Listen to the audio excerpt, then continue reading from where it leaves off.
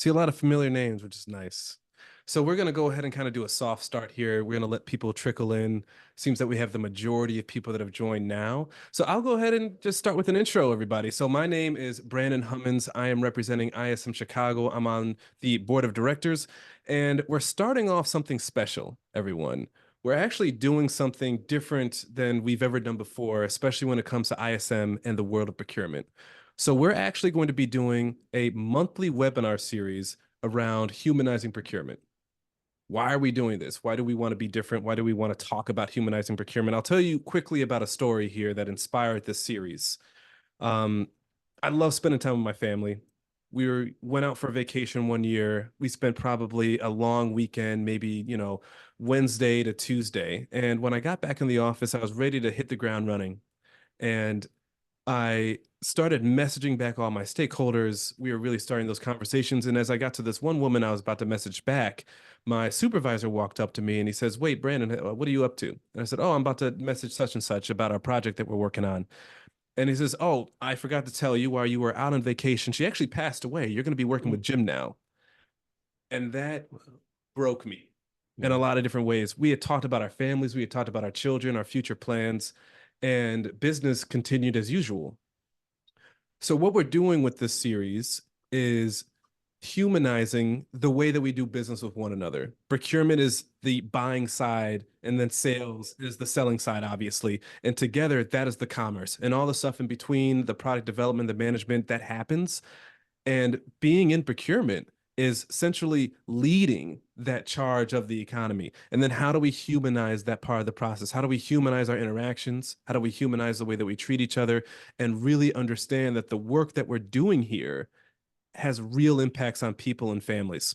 So we're starting off with the human side of humanizing procurement, which is why we have an HR subject matter expert here with us, Roderick Nelson. I'm going to introduce him in a second, but he has so many great credentials and so many amazing things to talk about. I want him to really talk about himself, introduce where he's coming from and how and all that. So you see what's on our screen right now. Unlock the career cheat code, insider secrets revealed. This is exactly what Roderick is going to be telling us. But before we start to dive into all these different topics here, Roderick, how about you tell us a little bit about yourself? Yeah, my name is Roderick Nelson, and I, first of all, am so glad to be here and honored to be here. I would say that I'm a member of Alpha Phi Alpha Fraternity Incorporated, which my brother is a fond member as well. So we automatically aligned. But when it comes to my background, I am an HR professional, and I've been in HR for about 12 years. And I started off as a recruiter. And from there, I know I wanted more. I know I wanted to venture off. So currently, I am a human resource business partner for Northrop Grumman.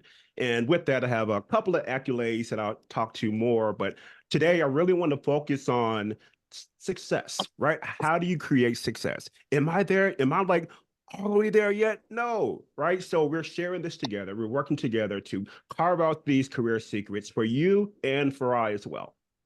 Perfect. Thank you so much for that, Roderick. And before we even start talking about stuff, we actually want to understand who's in the room, Yeah, right? yeah. So if you have access to the chat right now, I actually have my trusty tablet in front of me. If you want to actually go ahead and put in the chat, put your name, your company, and your position. I just want to understand who's on the call right now, wherever you're coming in from, because what we want to do is really have a conversation with you Yeah. guys, Yeah. right? And can I add something to that, Brandon? Yeah, I go would for like it. for you to put also, what do you want to learn today? What do you want to learn today? What do you want to take away? And hopefully, Brandon's able to read some of those and we can hit on some of those desires within our content today as well. All right. So, yep, whenever you can, just throw that into the chat. And then Maya, if for whatever reason I'm not seeing something, go ahead and help me out. But the first one up is we actually have Sam Cagle. He's calling in from GEP. He's one of the consultants on the team, and he really wants to hear about the career cheat code. That's going to be wonderful. Thank you, Sam. Great. We have Jennifer Stell. Give me a second here. Just moving some things around. She is a senior category manager, and oh, they're coming in fast. So now all of a sudden they're kind of moving away from me. Got to be a speed reader. I know, right? She says, "How do I know when it's appropriate time to ask for a promotion?" Which is a Oh, really good one. that's a really good one. Yeah, Oh, yeah. yeah. I have So a we'll make couple sure of, we answer that yeah, question, circle that one, Jennifer. pin that Yeah. one. And then Jason, he's calling in from Ace Hardware. And then he has six other people in a conference room where he's Oh, at. So that's going to be wow. amazing, Jason, and everybody at Ace Absolutely. Hardware. Thank you for coming. Yeah. And they're all from procurement. So that's Oh, going to be wow. nice. So Wonderful. you have your work set ahead for you, Roderick. And I then we have do. Kimberly Pace from National Louis University. Kimberly. I took a few speaking classes at National Louis University. I love some of the professors over there. And then we partnered with them on a couple events. She's a Absolutely. senior recruiter, Yes, she is. HR generalist, and she wants to learn more about the career cheat code as well. Absolutely. I know Kimberly. So hello to Kimberly. She is a leader in NAAAHR, the National Association of African Americans in Human Resources. Nice, nice, Yeah. wonderful, wonderful. All right. Well, Roderick, how about we go ahead and get started here? So, Yeah. people, please continue engaging with us in the chat. I'm going to be reading these the entire time. Um, the way that we're going to be doing this is conversational, right? Yeah. You see what we have on the screen right now, unlocking mental fortitude. It's all about breaking down some of these mental barriers. And the interesting part for us is that we're going to be able to ask Roderick, our subject matter expert, some really deep questions. The thing that I like most about Roderick is he has a wealth of knowledge and experiences that he's able to pull from to kind of help us learn through this process. For me, I think we're extremely lucky to be able to sit down next to somebody that kind of has some of the things that we've been asking ourselves for a while Yeah. here. So when I think about the mental fortitude, I kind of translate that to mind over matter, Yeah. right? What comes to your mind when you think about maintaining a positive attitude in the workplace? Why is that important? Where do you see people go right or wrong with their mentality in the workplace? Yeah. So first and foremost, I want to kind of just shed a light on what I do to kind of center myself, right? Before I go into work. And usually it's a meditation, right? It's affirmations. I will be successful. I won't let this person piss me off today, right? You're making sure that that you're centering yourself around the goals or principles you have for yourself. It could be with music, it could be with prayer. You want to go in with a renewed mind, right? You want to go in with openness to other people's perceptions, but you really want to have a open mind to make sure that you're not coming in frustrated or mad at a mundane routine. Okay. So I would say start off with meditation and affirmations. And then when you walk in, you're able to really hit the ground running as we speak with a really clarity, really sound clarity on how you're going to approach the day and the perceptions that may come along with that day as well. Yeah, that kind of reminds me of something. So, one of my things that I usually do, my day job is Yeah. IT category manager at Tropicana Brands Group, Mm-hmm. right? So I lead the IT procurement team, and in the past, I had a few people that I was working with. One of the women on my team, I handle kind of escalations that come up from her, right? Yeah. So one day I walk by her desk. And she says to me, obviously I won't give her name, but she says, Brandon, I feel like today I'm doing a lot of dumb work. Hmm. And I said, "What do you mean by that?" She's like, "I just don't feel like it's impactful. I don't feel motivated Yeah. to do this type of work." Yeah. Other people, I feel like, can see that on you. They Yeah. can kind of feel it when you don't have that motivation. Maybe you're having a bad day, you don't want to be there. Yeah. From your experience, how do people deal with that? How do you go into work and it's just like you feel like what she said, today I'm doing dumb work. I don't feel like I should be doing this. What do you do? Yeah. So I would say, first of all, kind of pull it back and say, why am I here? Right? Mm, What are the goals? What are the outcomes for that day? Right? Focus on that. Focus on the broader approach. Because once you focus on an individual person or an individual task, you may feel like it's mundane work or it's dumb work, right? And dumb work's a part of the overall process, yeah. right? So understanding the overall process and the impacts, right? And what reward does it bring to you? So overall, my reward in working in human resources is engaging with employees so they feel better at work. Hmm. Okay. But I have employee relations issues that are mundane. Documentation I have to write up to the T, right? That's the dumb work to me or the mundane work. But the overall goal is to help someone. The Mm, overall goal is equality. The overall goal is diversity. The overall goal is making sure that Sally, Bob, Tom, or Ronnie feels comfortable at work. And if I have completed that, if I have done that through the dumb work, through the hard task, I feel there's a reward for me. And that's a bigger, broader approach that yeah. I'm looking for. Which is really nice because to me, how I interpret that is we have to find the meaning in the work that we do, Absolutely. so Absolutely. I'm going to move on to the next question here in a second, but I do want to Sure. ask a question to those on the call here. Um, there was one time I was hanging out with some cousins of mine with my wife, and Yeah. we were playing this little board game, this little card game, right?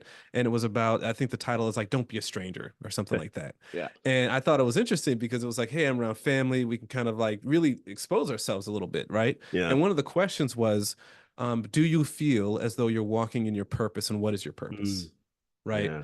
And people say, well, Brandon, is your purpose, working a job, making money? It's like, not quite, but my purpose, I do feel, is to help people. Yeah. And I do feel like I do that through Absolutely. procurement. I'm able to provide to these people. So before we move on to the next question, I just want those of you on the call right now, put in the chat, what do you feel is your purpose with the work that you do? Right? Is it Yeah. helping somebody? What type of impact, as Roderick was saying, do you feel like you're making here? And I want to move Yeah. on to this next topic here because I think this is interesting. So one of the things that Roderick and I talked about in the past here was you always need to have a plan, right?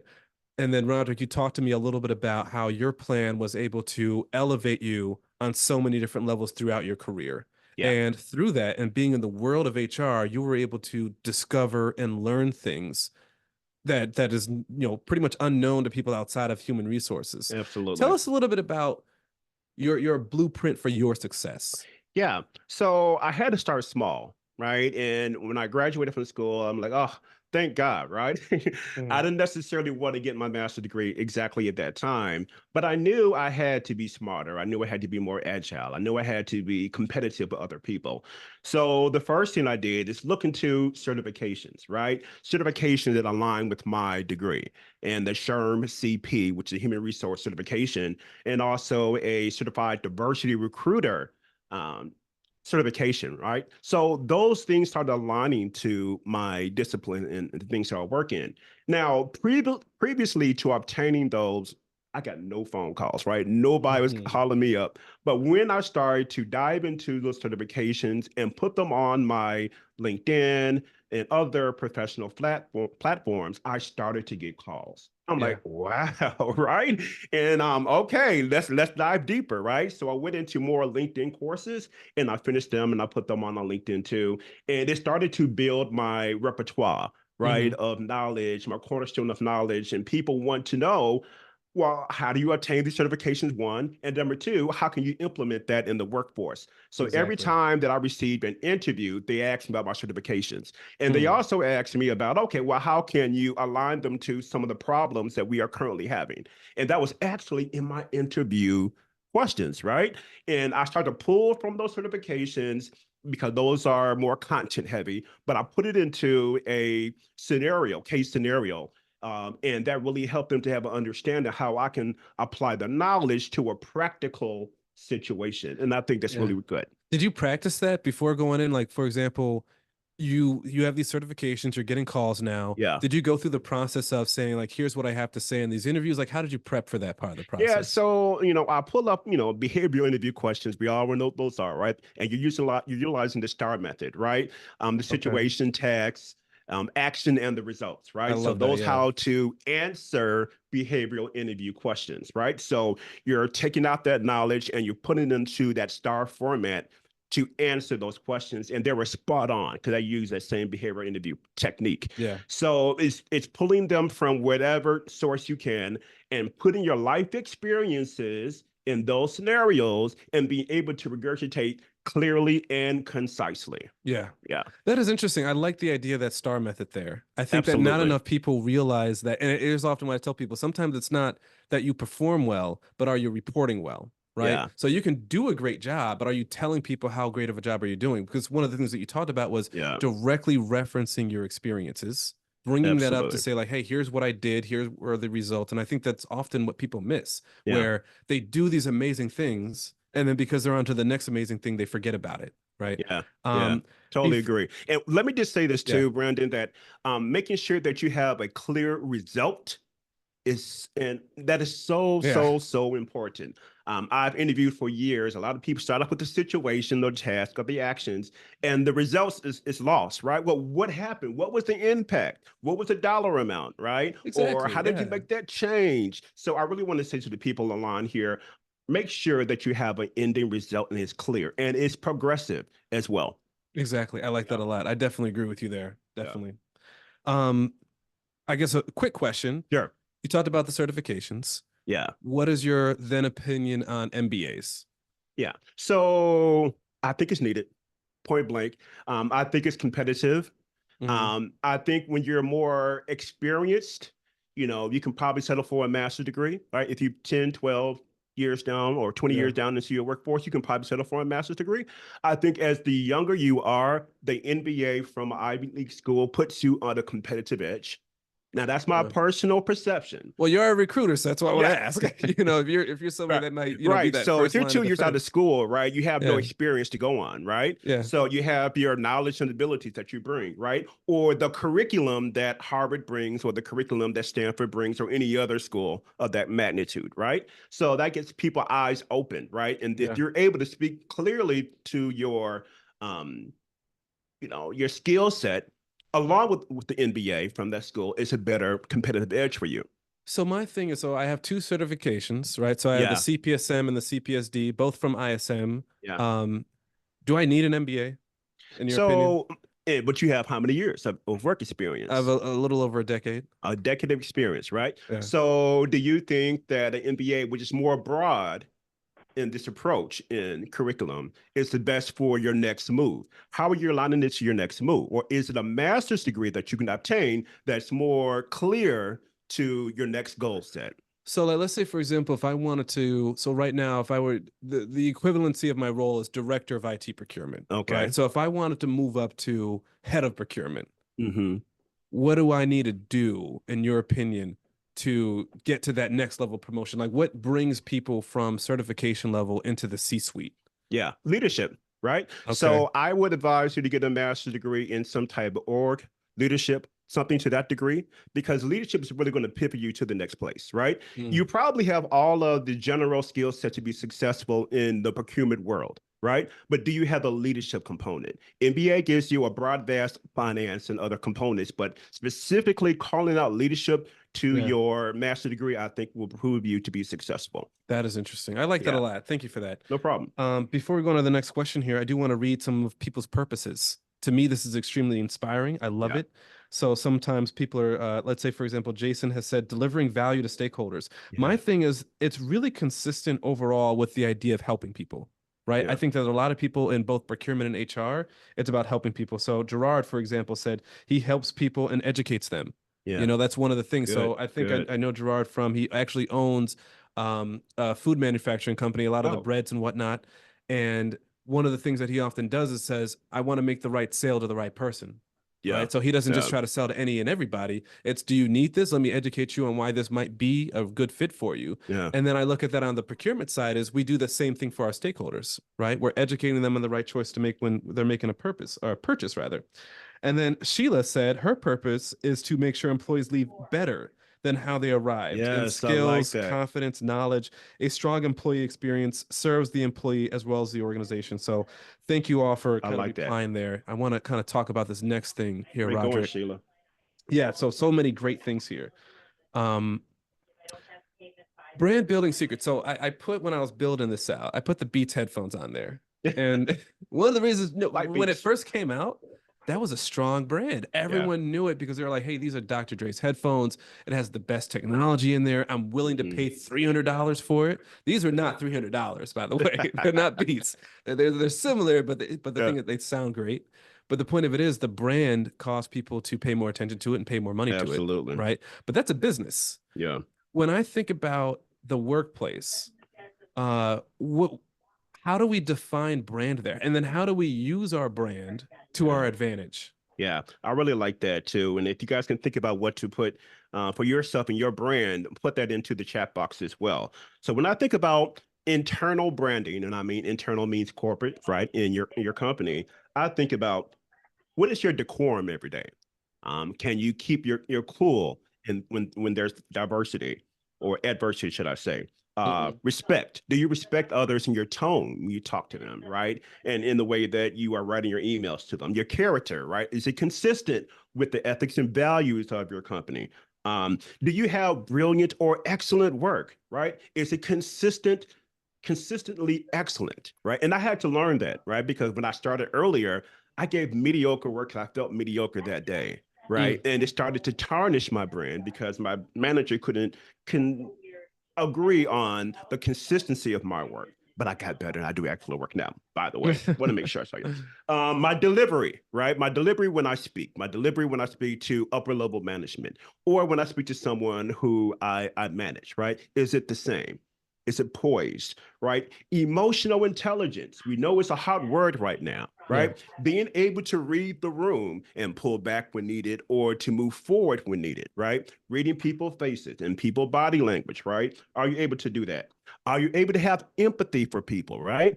People problems and situations they may bring on the workforce, right? And understanding that, still making them accountable for the job responsibilities, but having empathy when you're handling with them and right. standing up for what is right, right? If I know that you are lackadaisical in your ethics, you probably want to have a strong brand. But someone, and I'm sure someone on our chat line here knows someone like, oh my God, she has a really good brand. But why he or she has that brand? What sticks out to you? And I guarantee you are some of the things that I just mentioned here. Yeah. Let me read some things from the chat and I want to give you Sure. some thoughts on that because I think that that's fantastic. And I think that we're getting some really good feedback in here. So Kimberly, for example, said, as you know, building her brand, what makes me stand out from others? Consistency, follow up, good customer service skills. I Yes, like that a lot. Like you're absolutely. defining traits that people are going to remember you by, Yep. right? You know, what are they going to leave the conversation with you feeling like? That's actually important. And then Sheila Yes. has said, my personal brand, I create safe spaces for leaders and Mm. employees to speak openly before creating a plan for the future with no Ooh. judgment. Yes, That I was like that, Sheila. masterfully written. Yes. Wow. I like that a She lot. must be a writer too, Sheila. Yeah. I love that. Thank you, Sheila. Appreciate it. So one of the things I kind of want to ask you about, right? So I Hmm. have this person that I used to work with, Yeah. and one of the things that often frustrated me about working with her Yeah. is every time a problem came up, Hmm. she would always point me in another direction. Mm. She was never the person that said, I'm going to help solve this. It Yeah. was always, hey, I know who can solve this, Yeah. not me. You know what I mean? And so for me, her brand started to become, oh, if I have an issue, I can't go to you. Yeah. I got to go to somebody else about Yeah. this. Yeah. In your opinion, what are some don't do's, Yeah.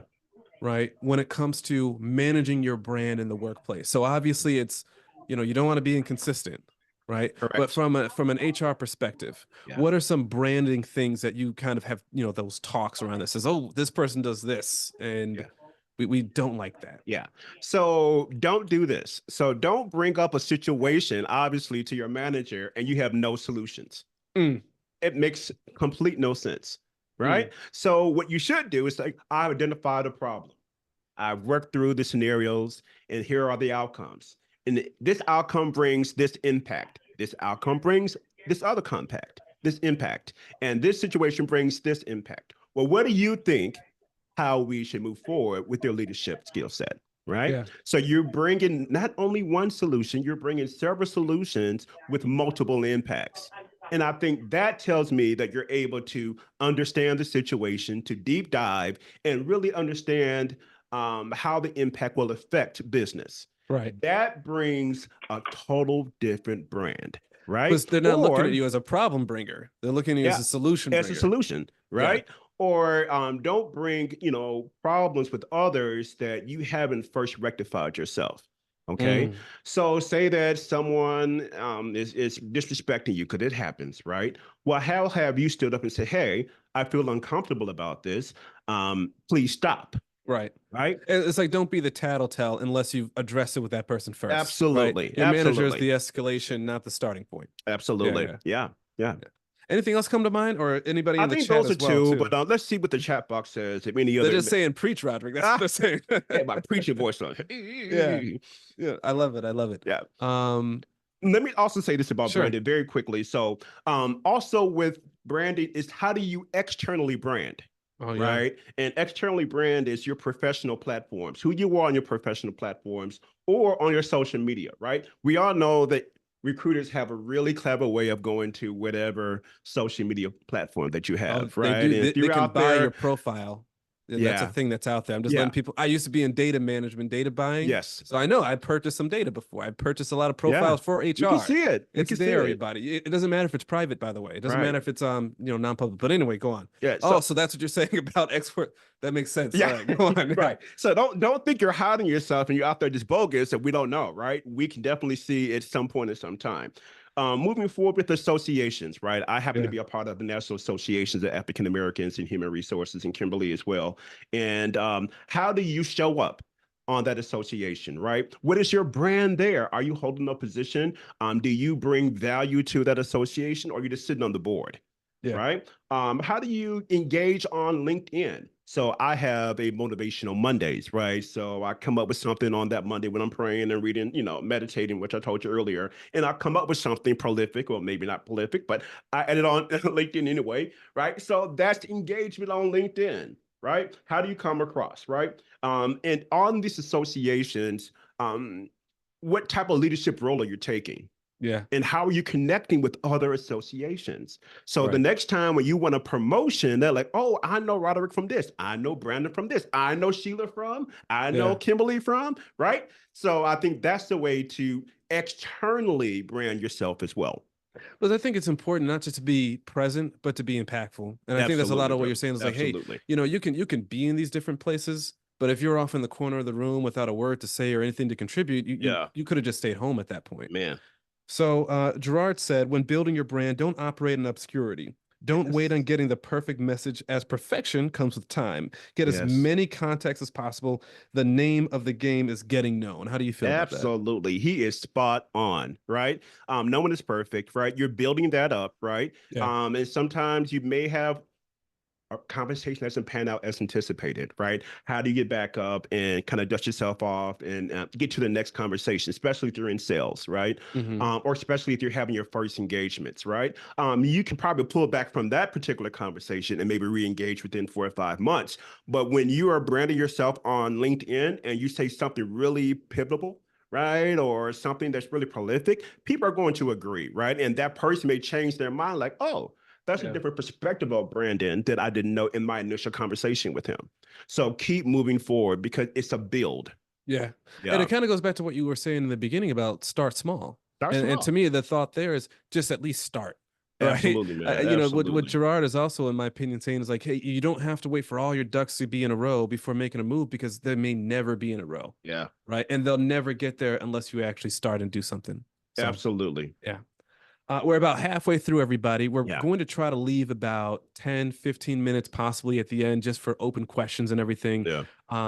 But yeah, we're going to go on to this next question here. So I said mentioned before, I've been in procurement for a little over a decade, Hmm. which means, and I actually had my first role as an intern. I was still in Oh, college. cool. Started at Allstate, actually. Yeah, I I was an know. intern at That's right. Allstate. And it was amazing to me because right when I graduated, one of the Hmm. first things on my mind was no more homework. And that was great. I hated it. I was like, wow, I'm going to have all this free time. Yeah. And it took me so much discipline to get back in and get these certifications. Yeah. And then after the certifications, I kind of tried to put them behind me. But I would say I have this knack and this urge for knowledge, but not a lot Yeah. of people share that. I've Yeah. seen a lot of people, graduate and then just Hmm. be done with school, be done with learning, be done with continuous improvement and development.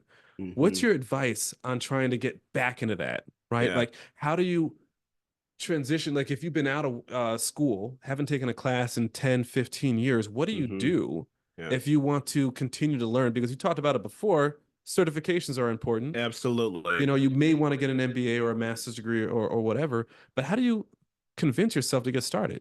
Well, at some point, you know that when you come to work and you see other brilliant people, and you probably haven't thought of that idea, you probably didn't know that piece of information. You're like, oh, I probably need to read more. I probably need to dive more into my work because Yeah. I want to be competitive. Let's face it, people. Work is all about competition.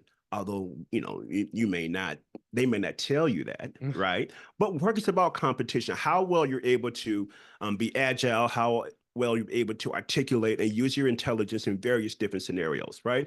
Hmm. And you cannot build your competence on just experience. It has to be other influences that you have to pull from along with their experience to get to the next level. So there's audiobooks, right? There's regular books Mm, that you can get, right? There's certifications, right? There's associations. You should have a wealth of knowledge that you're pulling from on a weekly, monthly basis, right? Making a goal for yourself. So I have a goal now to do at least 3 audiobooks as I am, or podcasts as I'm driving back and forth to work, right? A month at minimum, okay, hmm. along with the written books that I'm reading as well. So to me, it's only one book per month, but it's Okay. 3 audios, right? So that's enough information to get to the next month along the grad school work that I'm doing, okay? But set a goal for yourself, and then you want to prioritize based upon the skill set that you need most um, progressive knowledge with, right? Right. Now, one of the podcasts that I'm doing is just funny. It's just humorous, Right. right? I don't want to be too buttoned up and and don't have a humorous side to me as well, right? Hmm. So navigate to at least one book or one audio that's going to bring a little bit joy, general synopsis, right? Yeah. Or also that can help you in general conversation you have with others in the workplace, Yeah. whether it's cooking or planting or something to that degree. There's plenty of things you can have a conversation about with someone. And if you're well informed, that will also start to create a stronger brand for yourself as well. Exactly. So it sounds like part of what you're saying is you can also, just like with the other parts of the education, you can start small with it, Are right? small. You're starting small and then you're putting yourself in a situation where you like what you're learning about too. Correct. So you kind of have both sides of that. It's like, hey, maybe this is something that I have to learn. I'll do a Yeah. little bit of that. And then here's something that I like to learn. I'll do a little bit of that because it doesn't have to be in the classroom. And I think the other thing that I was thinking as you were saying some of that is there are Hmm. a lot of different ways to go about some of these things. So for Yeah. example, you can listen to books, you can read them, you can whatever there is to get that knowledge in you. Hmm. And then the other thing is just like with certifications, there are different ways to get the certification. You can do a boot camp class, Yeah. you can do self-study, you can Hmm. do when I was getting my certifications, I kind of did all three. I did a 6-week course for one part of the certification. There are 3 modules with it. Okay. So 6-week course and then a 2-day boot camp for another one. And then I did complete self-study for the other one. And Mm. all of them were different impacts to it. But kind of what you're saying is you have to figure out what works for you. Because I Yeah. see a lot of people that are intimidated by learning, Oh, intimidated yeah. by getting in the Absolutely. classroom. You know what I Absolutely. mean? Yeah. So you're in master classes now? Yeah, so I go to National Louis for the Masters of Organizational Leadership, and I frankly just started. So I Congrats kind on of that, by the way. thank you. I carved that time out for my studies, but I do that in combination with the goals that I have as well. So you have to put your goals down. We can talk about SMART goals, and I don't want to go into SMART goals just too much, but we know that SMART goals is S to be very specified, specific, M to be measurable, A to be achievable, R to be relevant, and T to be time bound. Okay. So when you're making your goals for your education or just your regular goals, see if you can follow that SMART format. And I know it's old school, there's nothing new about the SMART format, but you still can make it applicable as you move forward in your professional career. Let me ask a question about that. Resumes, for Yeah. example, right? As a recruiter, do you think it makes an impact if I'm putting classes that I'm taking on there versus, or do they have to be like a finished certification or a finished like degree? Like Yeah. if let's say for example I'm taking um data analytics, advanced data analytics courses or something Okay. like that, but I'm not getting a certification in it. Should I Yeah. put that on my resume or how do I list that? Like how do I Yeah. display some of the things that I'm That's learning? good. I really think that you can probably put those classes not on the resume. To me, the resume talks more to your experience, right, into your Okay. education. But those classes you can actually speak to in the interview, right? Or Yeah. you can have Yeah. those classes on your LinkedIn profile, right, to a part of who you are. The knowledge that you're currently acquiring are A, B, C, D, E in data analysis, right? So they know already that you are relevant in these courses or educated in these courses or training yourself in these courses, right? Hmm. But on your resume, you need to be very specified with what you have obtained or what you're currently doing in I your see. master's program and your experience, Yeah. right? That's So so much important on the yeah. resume. Yeah. So leave certain things like that off the resume, but be able to speak Yes. to them in the interview. Or If you're yeah, seasoned, if you're a seasoned professional, and season's probably 5 years or more, yeah. right? If you are a entry level, right, and you're just coming out of college with your master's degree, then that's probably relevant, right? Hmm. Along with your internship. I'm sure, no, I'm not sure. My advice and my guidance is to make sure that you at least have two internships under your belt prior to graduating. So those for all of my entry level professionals out there. At least Yeah, have two, and they should be in different categories if you can if help it. possible. Yeah, Let's say you're reviewing resumes, right? yeah, So you probably have reviewed a ton of different a resumes lot. and Yeah. across various roles. Hmm. Is there a skill out there, something in general that you think that people should learn that is across the board beneficial and positive? Like, what And do you referring think? to resumes, Yeah, so I mean, your resumes needs to be resounding black and white content information.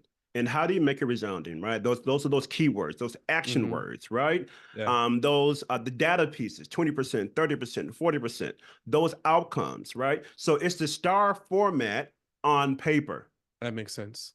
right? Yeah, You're not telling the story, but you're definitely saying this is what I did, mm-hmm, this is how I worked it, and these were the results in one sentence, I see. right? So we need to see some action verbs, not just led, maybe orchestrated, right? You're using bigger words now that Yeah, you're there, right? And you're using some data in there as well. And it has to be progressive as well. Those are the key determinants consistently across the board that's going to get a recruiter to really look at your resume. right. Being And if you're looking for organized that and competition, yeah. there you go. That's one key way that I can look at your resume as well. Exactly, exactly. Anything else you want to add to learning's winning formula? Any other thoughts on? No, I think we covered it. I think we covered the basis. I just challenge everyone to really sit down and make a plan. Okay, After we talk today, right, you need to take some notes this weekend, sit down and say, okay, what is my goal for the month of February now, since we passed, we're mid January. What am I going for February and March, right? And then take it from there. So that's my guiding challenge for everyone who's on the chat section there.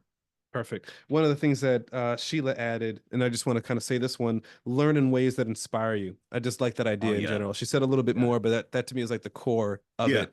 Like there are a absolutely. lot of different ways. She says you don't have to take a class. There are a lot of just ways to get that knowledge, kind of what we were saying before. So I definitely agree with that there. Absolutely. Um, moving on to this next question here: mastering challenges and decoding feedback. Oh, that's a good one. Yeah. I had to learn that one Well, let's personally. start with that. Tell us a little bit about that. What comes Um, to mind? Believe it or not, when I started as a recruiter years and years and years ago, Hmm. um, I wasn't the best. I wasn't the best recruiter, and I wasn't very detailed. I just Can I took ask a question though, real quick? And I don't even mean to sure, interrupt, yeah. but for us in the story, why did you start recruiting? Why did you get into that? Okay, so I got into recruiting because I thought it was personable. I thought that I can just look at some resumes, say you're hired, Okay. right? This is what I thought years and years ago, and in my 20s, right? And I thought it'd be more easy of a role than in another job in HR. Okay, Yeah. so that's why I took, and plus I really enjoy connecting with people and calling people up and having interviews and all that. So I still like that till today.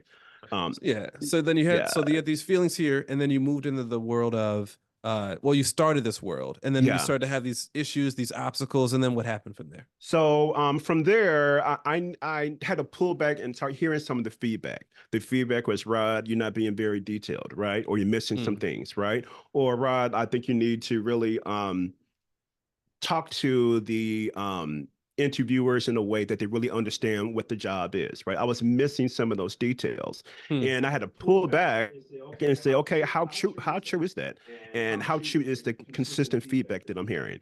And although I didn't like it at first, but I had to address it. So how did Yeah. I address it? Going to get a certified diversity recruiter, certification, right? How do I address it? Having more opportunities to put myself in the hot seat to speak more, right? Mm, How do I address it? Making sure that I'm reading all the resumes and catching some of those small mistakes, right? There was a resume that came across and there was a couple of words that was misspelled. Okay. And I sent that to the next person. And right. the next person is like, well, I don't want this person because they were misspelling some words in the resume, which I did Uh, not catch. and so they're probably looking Attention to back at you. detail. Yeah. right? Yeah. So I never sent a resume again without checking every word in that resume. And I think that's a little bit of advice to everybody listening, Yeah, right? yeah, Like you won't absolutely. get So a I'm telling resume people sent now, don't if misspell a there's a word on your misspelling. resume. And Yeah. I worked at Roosevelt at the time, and I Yeah. wanted to make sure that, I mean, it's a higher institution, right? So how do you misspell a word in your resume? So Mm, anyway, so I had to really decode that feedback and challenge myself in ways that I didn't challenge myself before. Now that I understand and I really center myself on excellent work. right. And so I'll just give that little story to those people who are listening. So one of the things that I'm hearing through that though is you're brave. You know what Yeah, I mean? So yeah, you were able to see a challenge and then say, here's absolutely. how I'm going to put myself in a position to grow from this challenge. Yeah. Right. You said, Hmm. hey, I have a problem with it. That's like saying someone saying, hey, I'm bad at math. So I'm gonna go be a math teacher. You know what I mean? Or I'm Yeah, gonna go out and exactly. try to be an accountant. Yeah, Which I imagine is pretty difficult for some people. What's your recommendation over people being able to face some of those fears yeah, with overcoming those challenges, yeah, right? Like how are you able to mentally look at a challenge and say, here's my plan to address it? yeah. Put yourself in the hot seat. Put yourself in the hot seat because I typically earlier I was scared of speaking. I was Hmm. really scared of speaking, and mumbling my words and not being articulate, or scared of the audience, right? And they were more Mm. senior, and I was like, oh my God, what are they going to think of me, right? And I had to put myself in the hot seat. And how I put myself in the hot seat is putting myself in speaking roles, although I did not want to. It was a fear of mine, and then the more I did it, the more comfortable I got. Now I'm not the best or most comfortable in every situation, but the more I put myself in the hot seat, it's the more comfort level that I have, Yeah, right? In addressing people, right? And being confident in who I am and being articulate. Now, I don't go somewhere not knowing the knowledge. Now, that's the core function, right? exactly. Once you know the knowledge, you're able to articulate in the way with confidence and it resonates with people. So putting myself in the hot seat and facing my challenges allowed me to have a more comfort level in moving forward. Exactly. One of the things that comes to mind with me for that is I had a very similar fear in the Yeah, beginning. And there were so many times, like let's say, for example, I'm prepping for a big presentation to senior leadership. yeah, yeah, yeah. There was a time when I was a consultant, so I had to routinely present to these clients. And Mm. if I didn't do a good job, they could drop us as a or as a provider, right? Wow, And that means, wow. I'm losing money for the business. And to me, Hmm. some of the words that I would tell myself is the moment's gonna happen no matter what, Yeah. right? It's either going to come or go. I can either Yeah, be there or not. yeah, And they can't beat me up if I do bad. You yeah, know what I mean? Like, what are you absolutely. afraid of? They're not going to beat you up. They're not going to kill you. They're not going to, berate you or yell at you. Right, It'll happen. They might right. say, like, hey, here's what you can improve on, but we shouldn't be afraid of that feedback. And I think part Absolutely. of, two big things that you said that I want to float to the surface here is when the feedback is consistent, listen to it. So, You know what I mean? When the yeah, feedback is consistent, listen to it and make a plan to do something about it. Face it directly. they said directly. Absolutely. Yeah. And you know what? And I know this is not the most professional thing to say. They're going to talk about you regardless. People are Oh, going to talk that's true. about you regardless. So you might as well go ahead and chase and face that challenge while you can to build that rapport, build that skill, build your confidence while people are going to talk about you. Right. And even once you get to the pinnacle of your speaking career, people are still not going to like it for whatever reason. It's Right. true. So why let that shatter your confidence? Right? Right. Move in confidence because you have built the time and challenged yourself to be better, not only with speaking, but any other ability and skill set that's across the board. Yeah, Yeah. definitely agree. I got the little GIF thing up there of Mr. Burns Oh, yeah. taking Homer's I remember feedback The and throwing it Simpsons. out the window. I think I Yeah, even remember this episode that it came from. me too. But the reason I included it was because often we have to manage up, right? Yeah, And I think that when we think about our careers yeah. and being able to either get that promotion, get that, role change and have really like Hmm. good accolades behind your name for that, Hmm. sometimes you need to manage up. Yeah, How do you do that? yeah. So I want to share a story that one of our customer service reps did when I worked at BP. So we have a manager who's probably pretty aggressive, Hmm. right? And this customer service rep was kind of mediocre in the work that she did, and no one knew her true intelligence, right? We say, oh, she's going to press a button, she's going to say this, and that ends it, right? Hmm. So for her review, the manager came in and said, "Hey, you're barely making it here. You're mediocre. You know, you don't have great connectivity when it gets the customer to the next spot, right?" Right. And she came back to me and the HR says, "Hey, you know, this is really wrong because there's some bottlenecks with this, and that's the reason why customers are not getting to the next phase."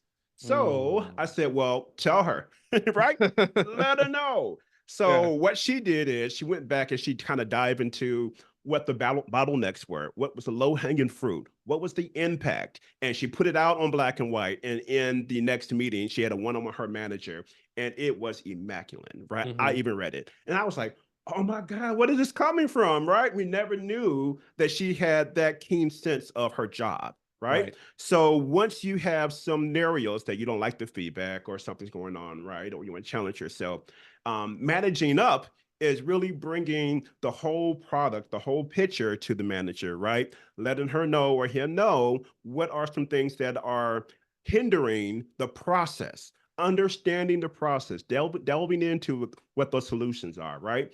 Back to the solutions we mentioned earlier, and letting that play out or outlining that to the manager. And they can now, like, oh, I never knew. Well, what do you recommend? I recommend this department to do A, B, and C, Right. right? Right. So actually, we put that in place, and there was a 50% um, higher rate in getting the customer to the next level just from her, Wow. a mediocre person's suggestion. Exactly. So Right. not so mediocre now. That's a Right. mediocre now. It brought Yeah. millions of dollars in from that person after a bad review. And I think part of that, from what you're saying, is she needed her manager's help to kind of break down the barriers to help her do her job better. You know Absolutely. what I mean? And so it's like this entire time her manager's like, you're not doing well, but really he or she should have been supporting them better. But it was up to that woman as the employee, as Yeah. the direct report to say, here are my obstacles. Here are the things that I'm facing. Here are the challenges that I have. Yeah. And can you be an ally here? So Absolutely. we have a little bit about 10 minutes or so left, about 11 minutes. So people, if you Okay. want to start putting questions in the chat, go ahead and do that. We're pretty much nearing the end of the presentation now. There are probably one or two different segments here. But please feel free to start asking us questions. So this next one kind of reminds me when my mother used to say, "You're not going to work to make friends," right? She My says, mom "Go to did too. work, do your Yeah. job, Mhm. come home. You Yeah. don't have to hang out with these people. You don't have to go to happy hour with them." And now that I'm in procurement, been in procurement for, like I said, over a decade, I don't Yeah. know if I agree. Yeah. And I often see myself as uh, being a relationship manager. Yeah. Right. I told somebody else at work the other day, I feel like I'm playing Game of Thrones because I'm kind of the political guy. Yeah. I have my king over here, and I'm kind of the delegate going off and kind of spreading his influence out there. Hmm. What is the importance of having allies in the office? Oh man, I mean, it's valuable, monumental. So allies, as we know, are people who speak for you when the doors are shut, right? Exactly. When you're not in the room, who is going to speak for you? And how do you build those allies? So they're important, yes, they're valued importantly. Now, how do you build the allyship is really important, right? So those coffee conversations, right? And sharing some commonalities, right? Whether it's Hmm. ethics, whether it's about something that you both like. Also, it's really understanding them and some of their situations that they may need help with, right? Well, here's this resource, Sally, right? Oh, thanks, Judy. And there you go. You form that relationship. So when it's time for you to have a promotion and maybe she's in the room or maybe she knows the director, then she's going to speak up for you because there's a commonality there, Exactly. right? Now, I also would add in mentorship with this as well, That's right? a good So point. mentorship is really important that you find 3 to 4 people within your organization that's able to partner with you and speak up for you. And they should be on different levels and they should be diversified, right? So not all of them should be senior. You need to have some managers, right? And some are your peers. They don't Hmm. have to be one color, right? Or one age. You want to diversify that, right? Your work ethic should speak for itself, obviously, in that, but making sure that people know who you are and you're Yeah. having conversations with them. You don't come across as, oh yeah, I'm trying to talk to you because I want this promotion. No, right? It's a trade of knowledge. It's a trade Yeah. of resources, right? It's talking about things that matter to you and to that other person. That starts to build the allyship. Can we focus in on that a little bit more? Sure. There are some, so I saw this video the other day Yeah. and it talked about, hey, if you're antisocial, here's how you have conversations with people. I don't think that Mm. the video was for me. Somehow it ended up on my page, Okay. but the point of it is Yeah. a lot of people have trouble with interacting in certain ways, Mm-hmm. right? Mm-hmm. How do you suggest people build genuine allyships at work? Like, what does that process look like in your Mm-hmm. opinion? Yeah, so it's not a rush effort. It's kind of sitting back and thinking what's valuable to me, right? Hearing other people in the room with the conversation, whether it's a part of the ERG they're a part of, right? Okay. That's something else you can share common interests in. Those are the first developments of building the ally, right? Because commonality, right? So you're listening, you're taking back. When you're having meetings virtually or in the room, who's saying what? That connects with you, right? Hmm. Or resonates with you, that will probably be your ally. That will probably be someone that you'll probably speak Yeah. after that meeting. Like, I really appreciate you brought that up, right? Well, I don't think we're very ethical in the way that we do business here because we're cutting the customer out on this, right? That tells me that you're ethical, especially if you're able to speak up for it. Let me connect with you after the meeting. Like, man, John, you're right about that, right? Yeah. I appreciate that. So that kind of starts how to build the allyship, if that answer your No, that question. does. That does. And it Yeah. kind of makes me think of a few other things like, Yeah. because you said listening is a really big portion of it. Absolutely it You know what is. I mean? And Yeah. to me, when I think about some parts of that, it's active listening, taking it a step further, and maybe asking them, is there anything I can help you with? And I would Hmm. usually kind of try to keep that within your role. But for me, I'm thinking of a specific situation where I was in the office one day and someone had said, they had mentioned to one of their colleagues that they needed some procurement help, Yeah. right? And they didn't know me personally. But Okay. the person said, "Oh, I've worked with Brandon in procurement before. Let me introduce you to him." Hmm. And to me, that was a part of my brand, kind of how we had that conversation before. People Hmm. know me as the procurement Your guy work that can ethic, help your you. brand. Yep. But then this person, she became an ally to Mm. where I helped her out with the project. I helped her get the contract reviewed, helped her save some money real quick, Wow. right? Wow. And then on top of that, it was when I needed something, I said, "Hey, I'm really evaluating this new product that I want to bring to the company. Do you mind sitting in Absolutely. on a demo?" Right. I'm Yeah. asking her for a little bit of time because I was able to give her some time. Yeah. Right. Hmm. To me, those types of mutually beneficial things matter. Same thing before when I was at a previous company and I was trying to start our supplier diversity program Mm. and I needed allies outside of my department because I wanted to use their input to build my business case for the program. If I was Wow. able to say marketing agrees, HR agrees, sales Hmm. agrees, Hmm. supply chain agrees, and Hmm. then I go to head of procurement and I can say, here are all the people that stand behind this program. This is something that we want to do. And that to me Yeah. is kind of like when I think before when you're saying find something in common with each other. I Absolutely. found the people who cared about diversity in all Hmm. of their other roles. Hmm. Everybody looked different, different ages, different roles, different Yeah. responsibilities. But to me, Hmm. that was a huge part of it. Yeah. And I would say this, and I know you tied it into a corporate situation, but it could be planting. It could be Yeah. baking. It could Yeah. be some offsets too, right? That you have a common interest around, right? And then that dives into some of the corporate factors as well. So just want to Exactly. make sure you know that as well. No, I like it. I like it because it doesn't, everything is not just about work. You know what I Yes. mean? And that's often how we can build allyships is let's disconnect from this other thing that we're doing. There's this one guy, we both like certain types of whiskey, Yeah, okay. Yeah, yeah. and that's how we connected. So each time it just built that bond to where we weren't just people on a screen emailing each other. It was like, Yeah. oh, that's the guy that likes bourbon and that's the guy that likes that old scotch or something Yeah. like You that. got to have So the balance, exactly. which is a good segue Yep. to what we So exactly. Good segue to the next portion is how do you have balance absolutely. between family and family and work? So Yeah. we are coming up, everybody, close to the end here. Hmm. Haven't gotten any questions yet. Hopefully they're all Okay. listening with I know their somebody seats has a on the question edge here. somewhere. So feel free, everybody, put your questions in here. I'll make sure that we try to ask them with our final question, final few minutes here together. Yeah. But the last question here, then, Rod, is how do you maintain that balance when it Hmm. comes to work and family? But then also, why is it important? Right. Yeah. And oh, actually, because we have so few minutes here, I want to ask Hmm. the other bigger question I want to talk about. Okay. Okay. How does the workplace view it when you're Hmm. taking all these PTO days? Is that a thing Yeah. still that people are afraid to take PTO? and is it a good or a bad thing? What are your Yeah, it, thoughts? it kind of depends on the nature of the work. Let's just say that, right? If you're in manufacturing and we need you on the line, it matters, right? Yeah. If you're doing work that it's more thought process, it's probably not as strong. Is that me or you? I would say this, and that actually is my phone. Yeah. So I do apologize. So moving forward, it's in the matter of the work. But here's what I want to pull back and say too about vacation time and PTOs and things of that sort, right? Um, how impactful are you in your first core hours, your 8 hours, right? And I think people don't really understand how important that is. If you're impactful between that 9 to 5 hours that you work and Yeah, you're reaching your fullest potential in your work, there shouldn't be a reason that you need to log in at 6, 7, 8, and 9, right? mm, Now, you should have a process where people respect you and say, hey, I'm spending time with my family, my mom, my dad, whatever the case scenario is. I'll hop on back at maybe 8 as opposed to 9 for you, right? yeah, But making sure that you're centering yourself around your family or your obligations after that work time. And if you're doing really good work between your core hours, people are going to respect that. I had exactly. to learn that.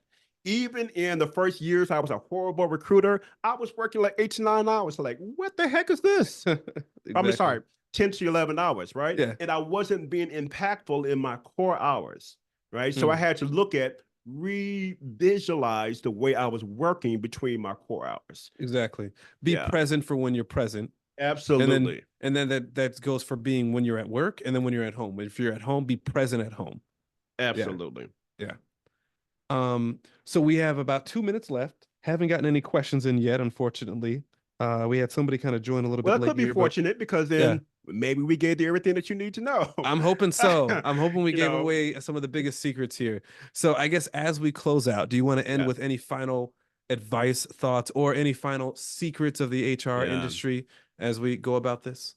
I would say, and I'll put this in my Monday motivation, that your career is in your hands, nobody else's, right? You can move your career in any direction that you want, either low or high, right? How much time are you going to invest in your career? Reading, understanding your area, understanding the business, understanding people, um, really being brilliant and excellent at your work consistently, bringing solutions, right? All of that is really important in modeling and shaping your brand. And then once you do that, people are going to connect with you anyway. So it's going to be easier to get allies because people know you're doing great work. People will start to lift you up, and you may not even know them. Yeah, Obviously, Brandon used a good reason the other day about how he progressed from what people just know in his work. So I really think that's important of taking hold of your career, right? Managing your career like you're managing the job. And I can exactly. guarantee you, you will be successful. Fantastic. Well, thank you Yeah. very much for that, Rod. I really appreciate it. This has been a fantastic time having you on. Likewise, And once Brandon. again, thank you again for being the first in this monthly webinar series that we're going to be going on. So, just Thank you. once again, thanks. And for No everybody else, problem. hopefully you join us again in the future. We're going to be doing these monthly. So, next month, it's going to be Dr. Joe Perez. He will be talking to us a little bit about AI, but as well as a few other leadership and other crucial things to help you kind of get ahead in your career. So once again, thank you. Thanks for all on the Thank you call for being here. here. We're getting a lot of thank yous that are coming in. People that I say they don't have, appreciate everyone. yeah. People say Yeah. they don't have questions, but they've been listening intently. And thanks for the Okay. content. Great. But thank you